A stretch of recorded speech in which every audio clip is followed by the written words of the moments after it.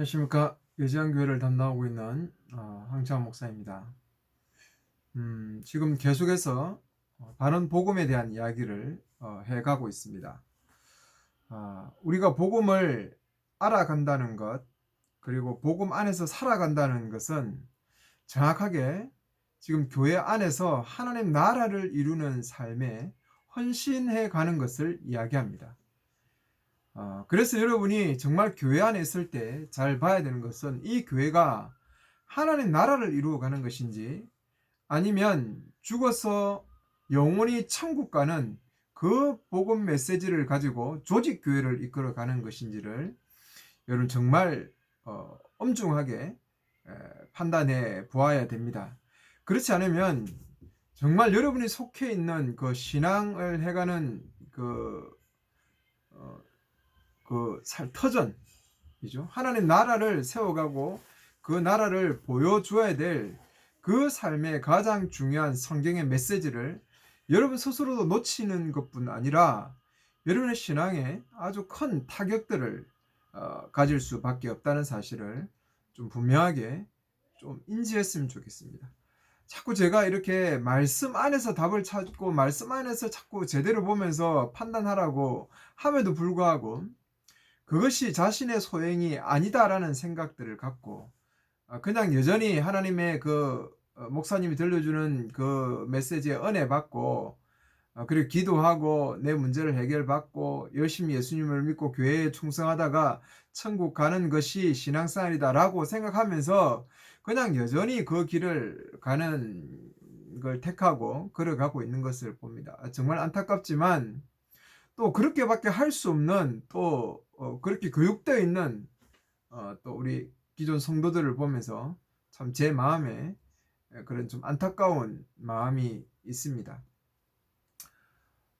복음이 정말 제대로 전달된 예수님의 복음이 전달되었을 때 4분의 3이 거부를 했습니다. 돌밭에 떨어지고 새들이 와서 먹어버리고 길가에 떨어지고 그리고 가시덤불 엉겅퀴가 떨어져서 자라지 못하고 결국은 4분의 3은 그 예수님의 복음을 거부하게 됐습니다. 우리가 이 예수님의 복음을 죽어서 천국 가는 것으로 생각하시지 마시기 바랍니다. 그렇게 적용하시면 안 됩니다. 이 복음은 하나님 나라의 동참이죠. 신약 시대에 누가 진정한 이스라엘 백성이냐, 유대인이냐, 아니면 새롭게 예수 그리스도 그분을 따르는 제자들 그 무리냐라는 문제였는데, 그 당시 다수였던 유대인들은 다 복음을 거부하고 그 안에 소수만 4분의 1만 하나님의 복음을 받아서 100배, 60배, 30배, 이거는 뭐 상징적인 숫자죠. 엄청난 그런 열매를 맺었다라는 사실들을 상징적으로 보여주고 있는 것입니다. 그래서 4분의 3이 거부했다는 사실을 여러분 쉽게 좀 생각 안 했으면 좋겠습니다. 그리고 유대인들은 그 당시 정말 하나님을 위해서 살았던 사람들 아닙니까? 하나님을 위해서 헌신하고 하나님을 사랑하고 하나님을 위해서 정말 열심을 품었던 자들입니다. 그럼에도 불구하고 그들은 예수와 시작된 하나님 나라 운동을 거부하고 그 운동에 걸림돌이 되었고 끊임없이 그 제자들을 괴롭히고 핍박하고 힘들게 했던 자들이 유대인들입니다. 그리고 그 예수님의 하나님 나라의 복음을 희석시키려고 끊임없이 애썼던 자들이 유대인이라는 사실들을 여러분 기억하셔야 됩니다. 그렇게 하나님을 위한다라고 하면서 그렇죠. 그리고 이 개신교 안에서 개신교란다. 그 예수님을 따르는 그 기독교의 흐름 안에서 중세 시대를 맞이하면서 여전히 또 그 복음은 많이 변질되어 버렸습니다. 유대인들처럼 진정한 복음이 훼손되었을 때 종교개혁을 통해서 개신교가 나왔습니다. 그러나 지금 어떻습니까? 칼빈의 후예라고 말하고 루트의 후예라고 말하는 이 개신교도 카톨릭 못지 않습니다. 복음도 많이 변질되고 개인주의적으로 흘러버리고 카톨릭이 갖고 있던 공동체성도 정말 많이 무너져 버렸습니다. 신부의 대체제는 목사가 되어버렸고 목사들을 추앙하고 목사를 높이는 일들이 많아지고 있고, 중세 교회들처럼 성도들이 하나님의 말씀에 무지한 현상들이 지금 곳곳에서 나타나고 있고, 성도들은 아예 성경을 보고 공부할 생각도 하지 않고 목사의 설교, 그것도 은혜 위주의 구절적인 어떤 그런 성경의 어떤 바른 서기에 의해서 만들어지지 않는 그런 설교의 은혜 위주의 설교를 듣고 그렇게 신앙생활을 해가고 있으면서 정말 하나님을 열심히 믿고 교회에 충성하면서 잘 살고 있다고 그렇게 착각하고 살아가고 있습니다. 유대인들처럼요. 그러나 그들이 하나님 나라의 반대자였습니다. 저는 오늘도 교회의 모습 속에서 이것을 보고 있어요. 정말 하나님 나라를 세워가는데 가장 큰 방해거리가 교회입니다. 그리고 교회 안에 있는 성도들이에요. 제가 참 교회 안에 있는 성도들을 많이 만나보고 전 제일 안 바뀌는 자들이 그 자들. 정말 안 바뀌고 잘못된 어릴 때부터 들었던 그 사고방식에 의해서 물들어져 있는 그런 성도들을 참 많이 보면서 정말 제 스스로 좀 안타까운 점들을 참 많이 느끼게 됩니다. 오늘 교회와 그 속에서 살아가는 사람들이 정말 믿음으로 하나님 나라를 세우는 복음 안에 있는지, 아니면 그냥 교회 조직 속에 속해 있는 신앙인 종교인인지를 꼭 한번 따져봤으면 좋겠습니다. 여러분, 그리고 복음이라는 것이 내 인생의 정답이 아닙니다. 지금 기독교가 가르치고 있고 교회가 지금 열심히 가르치고 있는 내가 위로받고 뭔가 내 인생의 문제가 해결되고 예수 이름으로 기도하면 뭔가 귀신이 떠나가고 내 인생의 문제가 해결되고 기도하는 중에 내가 응답받고 내 삶이 바뀌고 이런 게 기독교가 아니고 그 예수님이 전한 복음이 아니에요. 그런데 왜 같은 성경을 읽으면서도 많은 사람들이 그렇게 성경을 이해하고 있을까요? 오늘도 내 삶의 문제를 해결하기 위해서 기도하고 내 삶의 문제가 해결되기 위해서 예수님 앞에 나와서 종교생활도 열심히 하고 최선을 다하는 그런 모습들을 왜 보이게 될까요? 정말 안타깝지 않습니까? 성경이 그렇게 이야기하지도 않는데도 불구하고 구절구절 여기저기에서 말씀을 섞어서 듣다 보니까 이런 종교적인 이상한 기독교로 흘러가 버렸습니다. 내 인생의 문제 해결자 아니에요. 예수님은 그걸 위해서 오신 게 아닙니다. 예수님이 이 땅에 오신 목적은 이 땅에 무너진 하나님 나라를 세우기 위해서 오셨어요.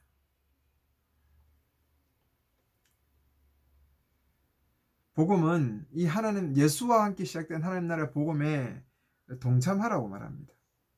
여러분, 세상적으로 실패할 수도 있고요. 세상적으로 망할 수도 있습니다. 세상적인 부분에서 성공하지 못할 수도 있어요. 예수 믿는 사람은 그것이 주가 아닙니다. 내가 가난하든 내가 실패했든 내가 망했든 하나님 나라 그 운동에 참여하는 자가 되라고 말하죠. 내가 그 운동에 참여할 때 때로는 목숨도 내놔야 되고 때로는 가난해져야 되고 때로는 경제적으로 비참하게 되기도 합니다. 기독교의 복음이 우리 인생이 잘 풀린다고 바라지 않아요. 초대교회 성도들은 예수를 믿는다고 고백하면서 얼마나 많이 죽어갔습니까? 순교했습니까? 예수를 믿는다는 그 이유 하나 때문에 가문에서 축출당하고 얼마나 많은 고문과 어려움 속에 처했습니까? 히브리서를 읽어보면 그 문제 아니에요? 예수가 전한 복음을 굳게 붙잡고 갈 것이냐, 아니면 방해하는 그 로마에게 굴복하고 그 로마의 등을 잇고 유대인들이 그 예수님의 복음을 가진 자들을 자꾸 유혹하고 방해하고 핍박하는 그 속에 굴복할 것이냐, 아니면 믿음을 붙들고 믿음의 선진들처럼 그렇게 하나님 나라 운동에 참여하면서 살아갈 것이냐, 그 내용이 히브리서 아닙니까? 예수 믿으면 잘 되지 않아요. 예수 믿는다고 잘 되지 않습니다. 예수 믿으면 모든 게 뭐 일사천리로 풀어지지 않고 기도하면 다 응답받고 내 인생의 문제가 해결되고 아닙니다. 그 순 사이비 가르침이에요. 저도 옛날에 이런 복음에 대해서 참 기가 한번 번쩍했던 적이 있지만, 그러나 성경을 배우고 배우면 배울수록 이것은 정말 세상적인 복과 복음을 섞어버리는 겁니다. 오히려 예수 믿어서 더 힘들고 어려운 길을 걸어가야 될 때가 있어요. 하나님 나라 운동을 하기 위해서 때로는 희생해야 될 것들이 너무 많습니다. 여러분, 인생의 회복과 잘 되는 것이 복음이 아니라 하나님 나라가 이 땅에 서는 것이 진정한 복음이고요. 그 운동에 내가 동참하고 있느냐 안 하고 있느냐가 중요한 것이지 내가 지금 잘 사느냐 못 사느냐가 그렇게 중요하지 않다는 것입니다. 그러나 세상은 내가 잘 살고 명망이 있고 명예가 있는 것이 중요하기 때문에 사람들이 거기에 자꾸만 휩쓸려 가는 것이죠. 저 또한 그런 것 때문에 요동하는 그런 경우들을 보게 되지만 여전히 말씀을 통해서 평정을 찾고 말씀 안에서 바르게 내 자신을 바라보면서 이 하나님 나라의 복음 운동에 믿음으로 힘있게 헌신해야 되겠죠. 이러한 이 믿음 운동, 안식 하나님 나라를 세워가는 이 언약을 붙고 믿음으로 세워가는 이 일에 여러분 출애굽 1세대들은 좀 실패하고 말지 않습니까? 가데스 바나의 그 사건을 통해서 정말 하나님 나라는 이 언약을 붙들고 믿음으로 사는 하나님의 아들들에 의해서 세워지는 것인데 그들이 믿음을 거부했을 때 하나님 나라를 세울 수가 없었습니다. 그래서 1세대는 다 40년 동안 광야에서 죽어지고요. 그리고 이제 2세대들이 가나안 땅에 들어가는데 여러분 다시 그 모압 광야에서 모압 땅 거기서 신명기를 통해서 모세가 마지막 교훈을 하지 않습니까? 그 하나님의 언약을 붙들고 믿음으로 살아가라고 신신당부합니다. 1세대들은 그렇게 실패했고 너희들은 들어가서는 그렇게 하고 이제 모세 언약을 가르친 그 모세법 율법을 정말 잘 지켜라. 하나님 말씀 잘 지켜라라고 그렇게 당부하지 않습니까?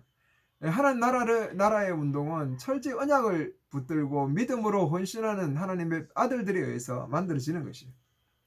그리고 그들이 가나안 땅을 들어갈 때 요단강을 건너야 되는데 누가 제일 먼저 썼어요? 제사장이 언약궤를 맨 제사장이 제일 먼저 발을 뜯었을 때 그 길이 열리고 그 강을 건너가서 가나안 땅에 들어가게 됩니다. 이건 누가 싸우겠다는 겁니다. 하나님이 싸우겠다는 거, 하나님의 전쟁이죠. 하나님 나라를 세우는 전쟁은 하나님의 전쟁입니다. 그래서 하나님 백성들은 언약을 붙들고 믿음으로 그 삶을 살아가면 되는 것이죠. 가나안 땅에 살아가서 여리고성을 무너뜨릴 때도 그게 일반적인 전쟁이었습니까? 7바퀴 돌고 그날 마지막 날 7바퀴 돌면서 외치는 그때 성벽이 무너져 버리는 그것이 여러분 그게 그냥 일반적인 싸움이 아니죠. 아이성 전투도 그 조그마한 성을 여리고는 이겼는데 그 조그마한 성이 실패했던 이유가 뭡니까? 그 아간의 범죄 아니겠습니까? 하나님의 전쟁, 하나님 나라를 세우는 이 일은 오직 언약을 붙들고 믿음으로 나아가는 하나님의 백성들에 의해서 세워지는 것이다. 이거 분명하게 보여주는 것이죠. 그리고 여호수아가 그 땅을 다 큰 땅들을 정복해놓고 다 정복하지 않았음에도 불구하고 땅들을 다 분배해 줘버립니다. 그리고 갈렙이 예전에 보고 왔던 그 산지를 그 장대 같은 거인들이 사는 그 산지를 자기에 달라고 하지 않습니까? 이러한 부분들이 믿음으로 하나님의 나라를 세워간 언약을 붙잡은 믿음으로 하나님 나라를 세워간다는 사실들을 분명하게 보여준 사건들이죠. 그리고 여러분이 잘 알고 있는 그 야베스도 이 당시의 사람이지 않습니까? 야베스가 기도했을 때 그 기도를 우리는 참 세상적인 복으로 연결해 버려 가지고 야베스가 그런 어떤 장애였지만 그가 정말 열심히 기도했을 때 그 인생의 문제가 해결되고 평안하고 어떤 경제적인 부가 누려지고 회복이 되었고 잘 되었다라고 그렇게 책을 내었을 때 그 책이 얼마나 세계적으로 선풍적인 인기를 끌고 많은 사람에게 읽혀졌습니까? 그런 복음이 지금 대세거든요. 복음이 그렇게 변질돼서 가르쳐지고 있어요.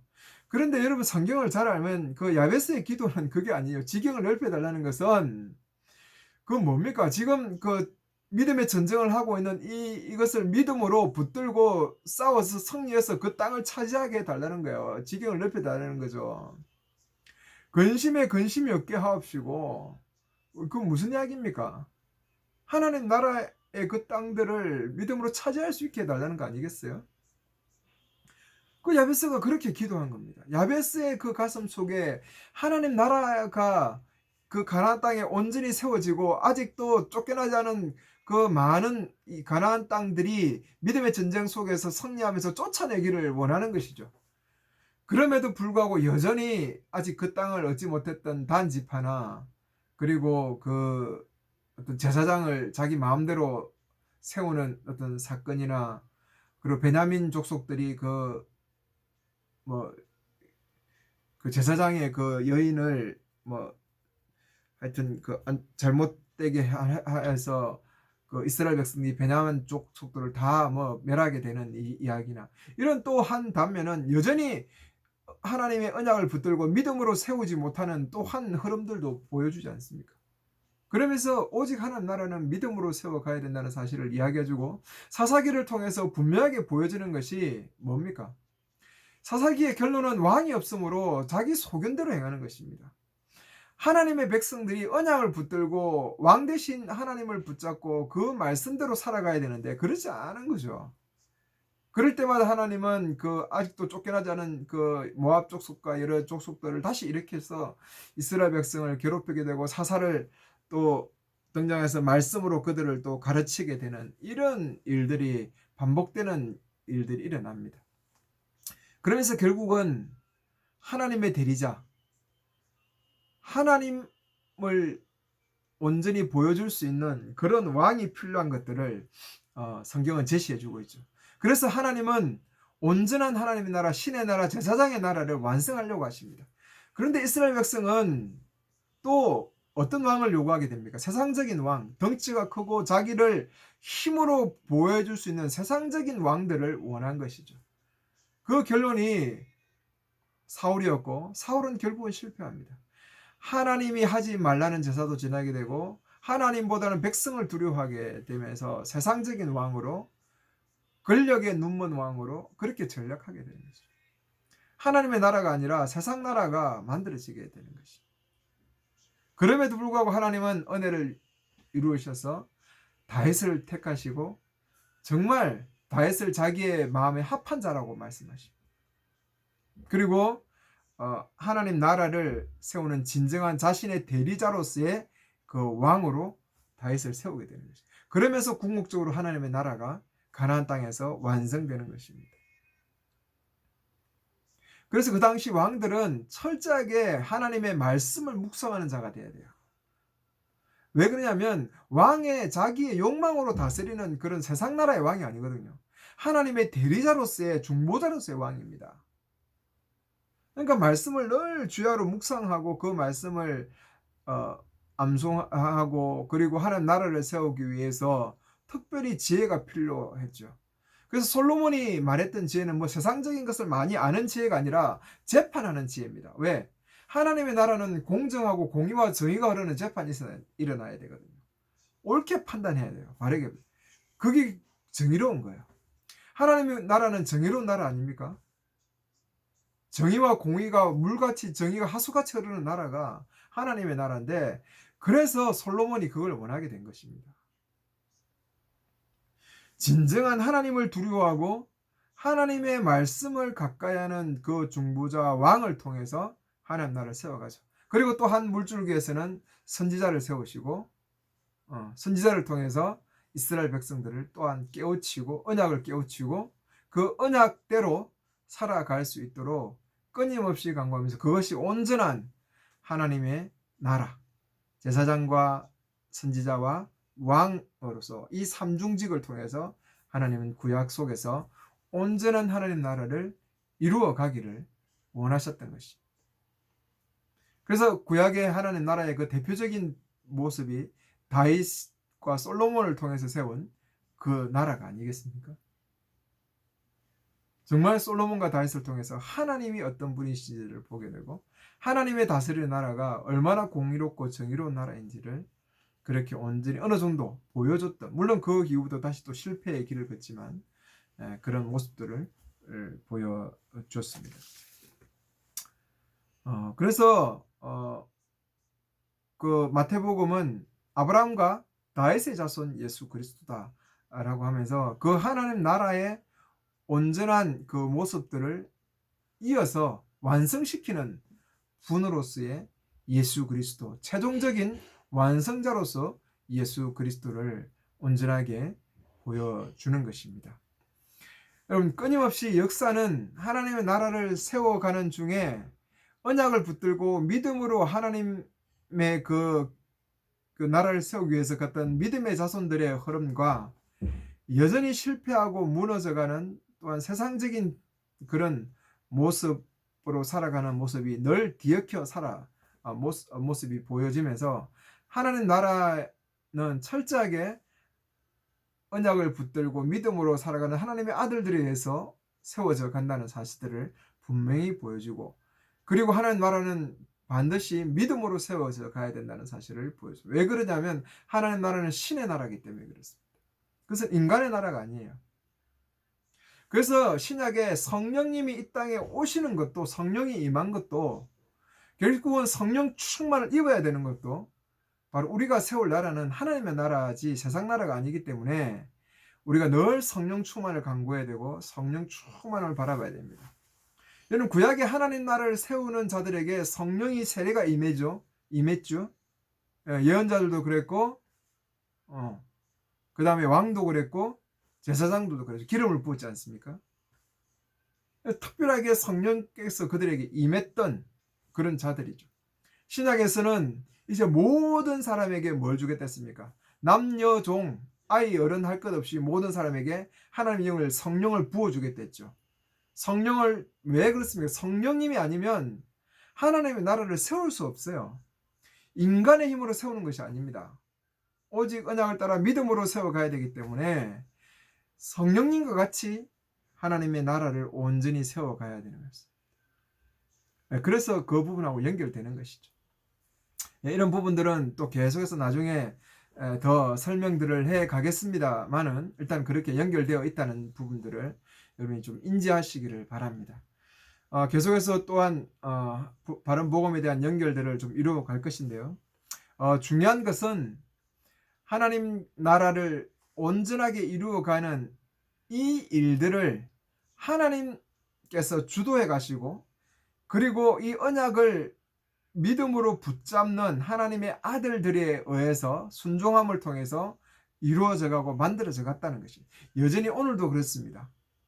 하나님은 은혜를 베푸셔서 끊임없이 그런 자들을 부르실 거고요. 그 부름에 순종하는 자들을 통해서 하나님은 하나님의 나라를 이루어 가실 겁니다. 때로는 그것이 눈에 보이지 않고 그것이 정말 실패하는 것처럼 보임에도 불구하고 하나님의 나라는 이미 시작되었고 여전히 영향력을 미치면서 갈 것이고, 예수님의 재림을 통해서 온전히 이 땅에 확실한 모습으로 드러나게 될 것이라는 것 정말 강조하고 싶습니다.